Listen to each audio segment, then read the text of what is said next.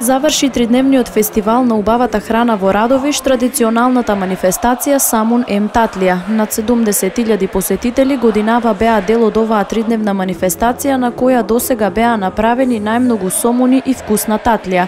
Министерството за економија ја потврди наградата за оваа манифестација како најуспешна во државата. Традиционално оваа манифестација се одржа на плоштадот Свети Спасо Радовишки, а освен во традиционалната храна, посетителите уживаа и во убава музика. Меѓу присутните гости беа и представници на 7 делегации од збратимените градови и општини од Русија, Турција, Хрватска, Романија, Бугарија и Србија. Градоначалникот на општина Радовиш Сашко Николов традиционално ги исече првите парчиња од најголемиот мега сомун, но и најголемата тава вкусна татлија. Организаторите и оваа година се потрудија да го задоволат музичкиот вкус на посетителите, а за тоа сведочи и богатата музичка програма составена од фолклорни ансамбли, македонски и српски познати изведувачи.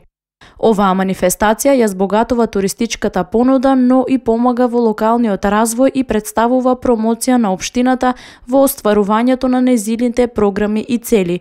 Според градоначалникот, оваа година општината се надмина самата себе си во организацијата на оваа традиционална манифестација, при што го остварија зацртаниот предизвик: најдобра, најпосетена и најбројна.